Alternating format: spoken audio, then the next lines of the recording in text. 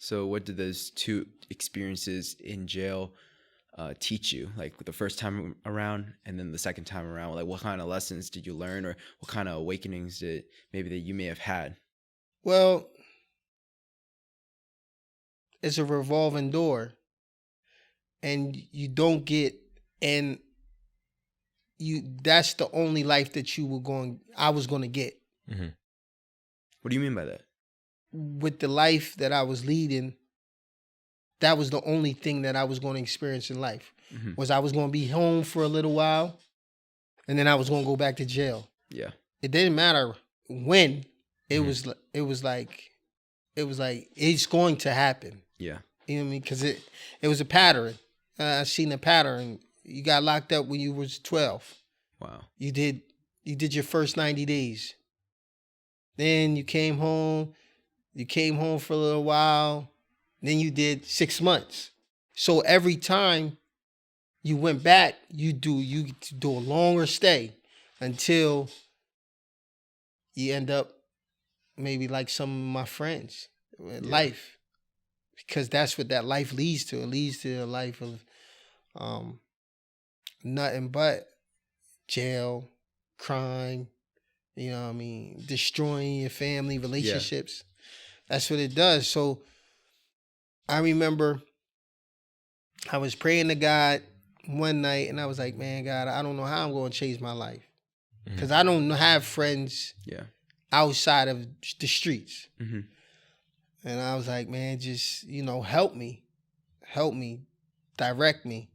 And I had a dream. And in the dream, God said to me, destroy the parasites. And I was like, what the heck? And it just rung in my spirit, like, just kept ringing in my spirit. And even to the day, like, if and I'm not even into none of that, right? But just, parasites could be, financial destruction to what I'm building.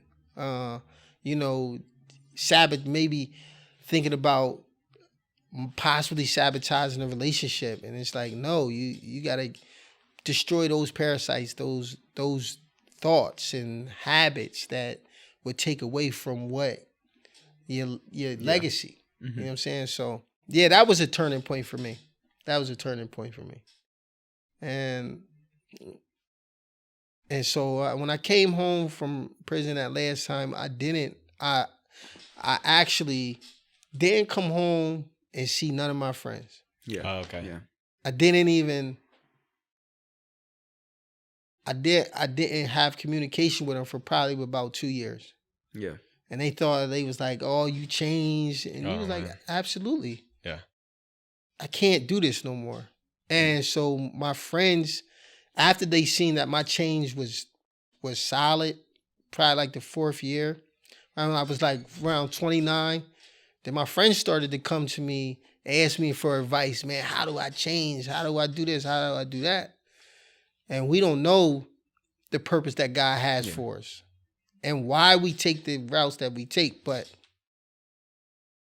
the more that I took these routes, the more that I seen that God was like, man, I'm trying to deliver people out of their situation. Because a lot of people don't want to be in the situations they're in my community. Yeah. You know what I mean? They just don't know. Yeah. They just don't know. So